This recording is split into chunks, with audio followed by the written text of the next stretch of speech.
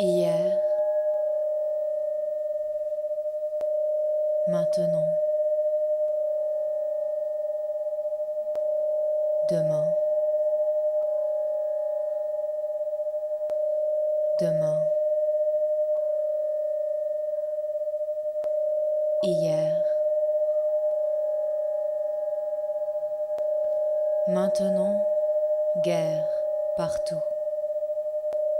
ici, loin, au dehors, résonne sempiternelle tragédie sérielle, vieillarde radoteuse, bavant sang et dents, elle jappe. Voici qu'à nouveau, les dieux se sont fatigués des hommes leur ressemblant. Déjà, la mort, cette forme abâtardie de l'absence au monde, avait fait, comme elle en avait repris l'habitude, au dehors, de façon abusivement publique, son ouvrage.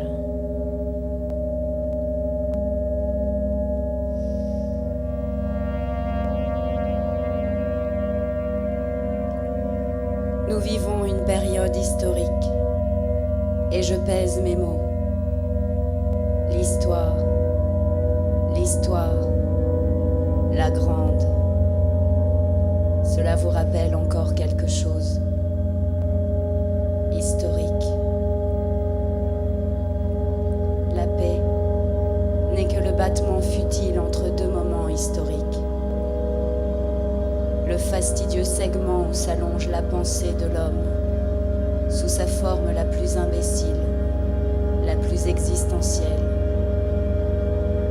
La paix nie toute certitude et favorise la mollesse et l'aphorisme. Qu'en pensez-vous?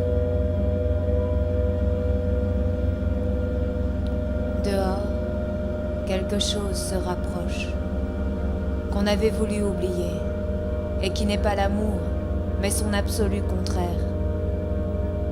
Et qui n'est pas cette histoire, mais le monde avec l'histoire. Il y a dehors, avec le monde, ce qu'ils nomment le monde. Le monde avec la guerre. Ils disent la guerre très loin. Le reste s'est perdu. Depuis Copernic, la lune ne brille plus partout en même temps. Dans des maisons calfeutrées, des hommes et des femmes à tête de cochon attendent l'explosion qui ne délivre pas dans les patiences domestiques. Toutes les flèches sont lâches. L'épée seule connaît le visage. L'épée vaut mieux que la flèche, dit-on.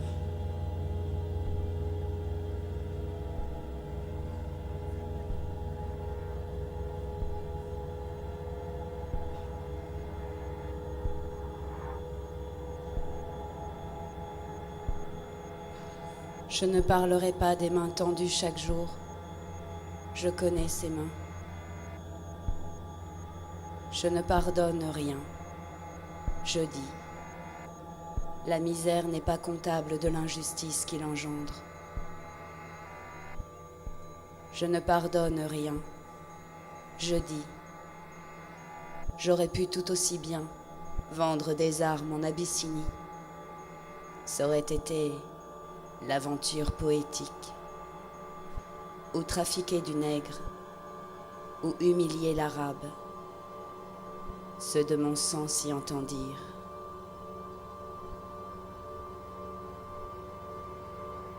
Je ne pardonne rien. Je dis, si la misère veut se venger, qu'elle se venge. Voici justice. Et notre mort, une petite larme dans l'oubli du fleuve Turon. Je ne parlerai pas de la faillite de notre civilisation. Je n'entends ni commerce, ni faillite. Tout cela échappant.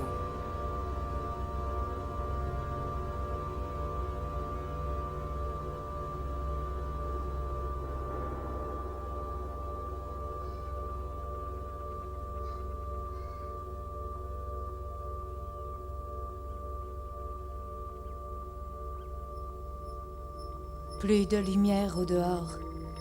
Maintenant, la nuit est tout à fait tombée. Pleine lune, avec inlassable cortège de forteresses volantes. B-52, cheval de toutes les trois. Inaudible, on n'entend rien. Ventru de mort invisible, on ne voit rien. Rien que feu traversé et retraversé, parure des infernaux et des titans gisants, brisés dans leur palais marmoréen, effondrés.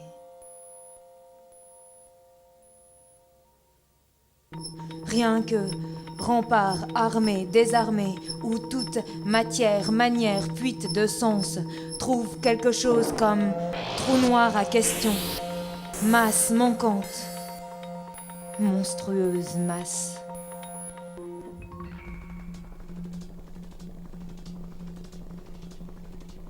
Je regarde à la fenêtre. Le ciel ne nous contient pas.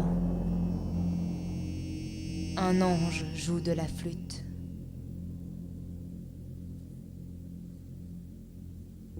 Un uniforme déchiqueté. Un ange s'oublie sur un charnier. Qui parle ici ?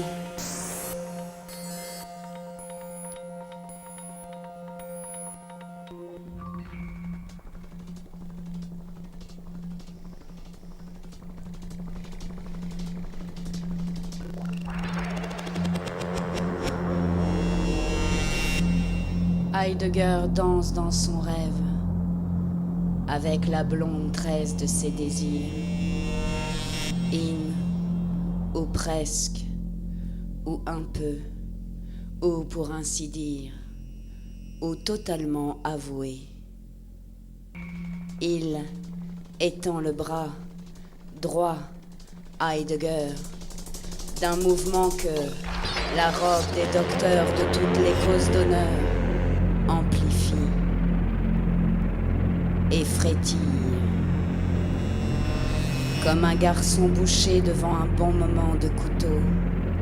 Heidegger face à la blonde tressée, concupissant l'Heidegger.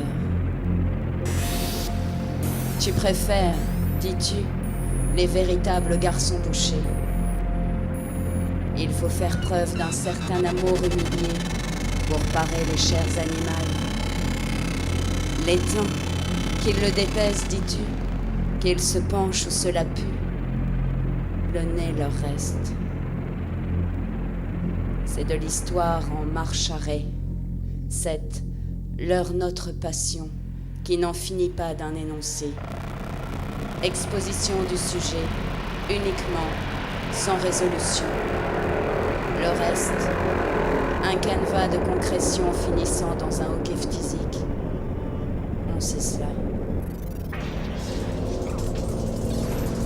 Les combattants parlent du chant des balles traçantes. Les combattants affirment aimer ces mélodies jusqu'au jour où le chant les transperce. Un trait luminescent, un râle a cappella, et les cuivres du rouge épanchement. L'histoire se joue devant nous. Nous sommes le public. Les acteurs, à la fin, ne remercient pas le public, qui ne les applaudit pas. Nous sommes les acteurs. Nous jouons dans l'histoire. La grande, une chenille brisée, une roue brisée, un char ensablé. La petite, un char ensablé, une chenille brisée, une roue. L'histoire se joue devant nous. Nous sommes le public.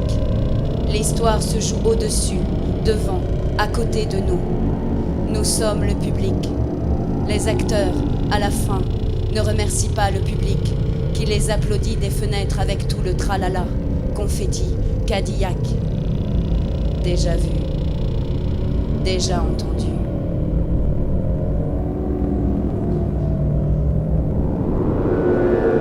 Les acteurs avec le sable et avec la laideur. Les acteurs avec Sable dans les oreilles. Là, sable. Coule comme le cérumen infecté d'une otite mondiale. Nous ne jouons pas dans l'histoire. On joue pour nous.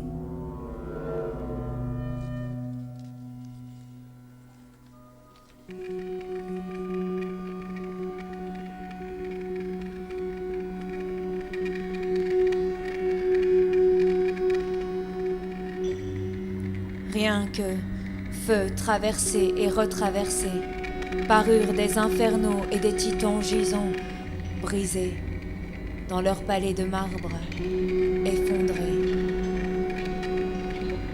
Rien que ruines pour aujourd'hui et pour demain. Rien qu'espérance meurtrie dans leurs antiques robes idéales, suintant vomissures et sang.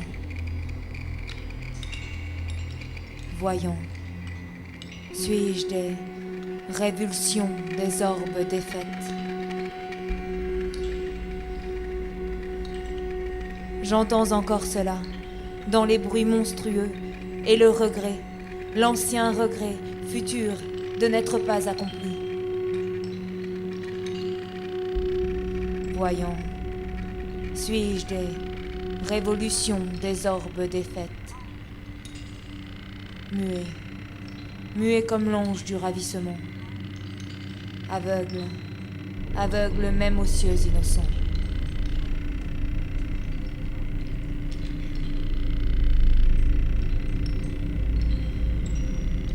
Tu n'innocentes rien du ciel, homme.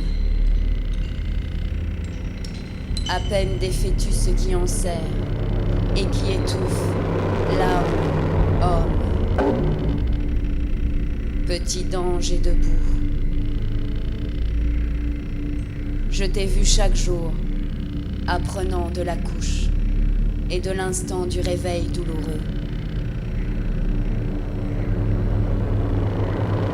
Je t'ai appris, vivant et mort, toujours, même, oui.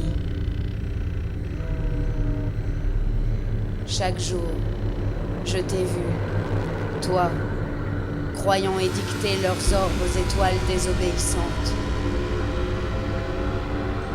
Chaque jour, je t'ai vu, furieux de chaque mouvement sans cause, hébété du terme et du commencement, apprenant, apprenant, n'ayant de cesse de ce ne rien savoir d'apprendre.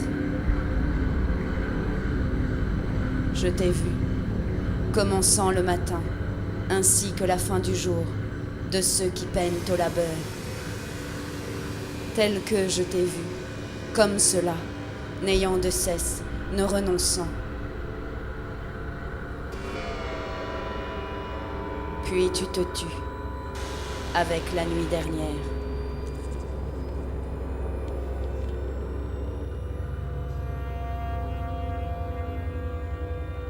Des hommes, des respirants, des forges invincibles, amis, de si fragiles forges. Des hommes, des respirants.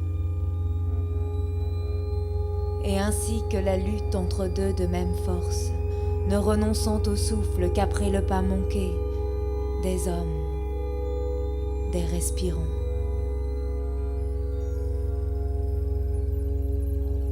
Écoute, la neige même pleure leurs traces.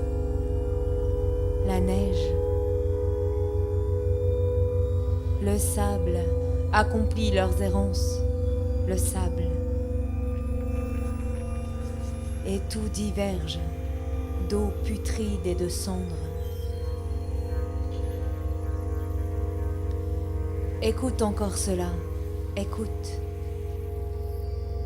la parabole de l'aiguille, la dureté du chat ancien, et j'ai souhaité que tout s'y file.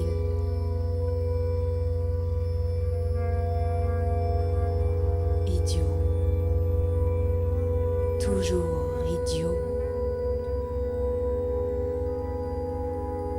Les aveuglés d'injustice passaient le col. Les étourdis de mort accomplissaient des pas de l'accomplissement indésiré. Les loups s'adossaient à la droiture comme le fou se drosse au ciel inconnaissable. J'ai souhaité cela.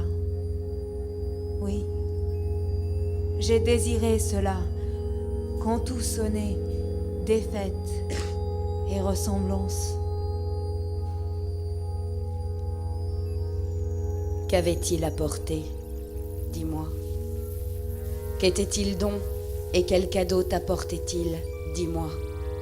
Tandis que tu te dérobais à toi, les saluant plus bas qu'aucun être jamais ne mérite, tel que tu me l'as appris, tel. Qu'était-il donc? Et quel cadeau t'apportait-il? Dis-moi. Les visiteurs profitables, pour que tu te penches sur eux, les saluant plus bas qu'au lever les étoiles, en leur tournoiement de terre, les scintillantes. Voici que tu te dérobais à toi, autant qu'à chacun d'eux.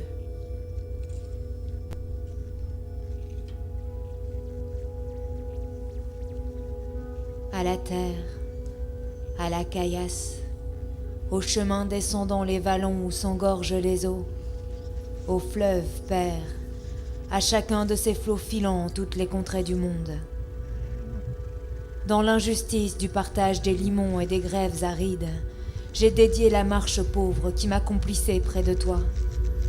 Je n'ai rien sacrifié d'humain ni d'animal aux connaissances chimériques. Non, rien, jamais. Mais j'ai coupé mes cheveux et je les ai brûlés à l'autel de l'insu. Et mes larmes ont salé chaque pierre que tu avais saluée, incertain, étincelant, éteint. J'aime des dieux auxquels les dieux renoncent, apeurés.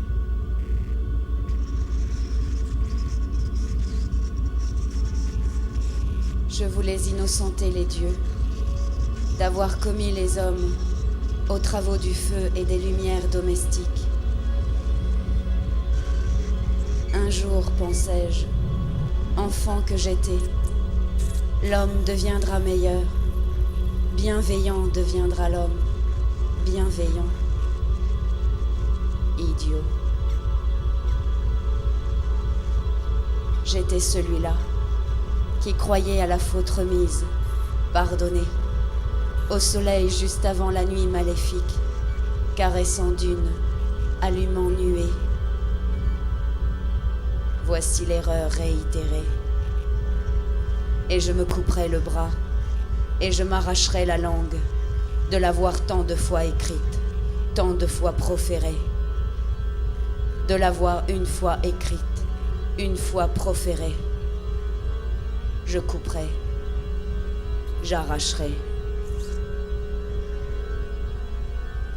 Nous, inchangés, espérons notre solitude d'archer, pauvres en blessantes flèches d'archers aux arcs enfantins. Nous ne durerons pas. Mais le trait ne se consumera pas.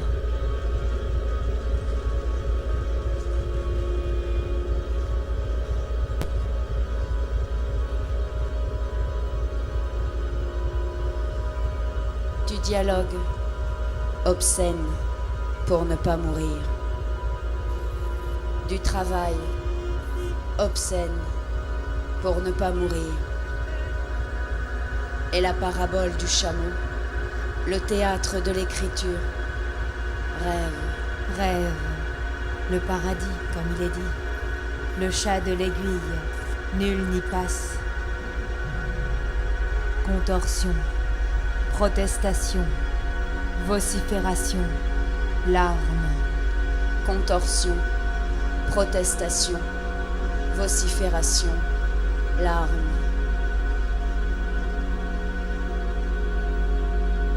Les dieux regardent ailleurs une retransmission de CNN.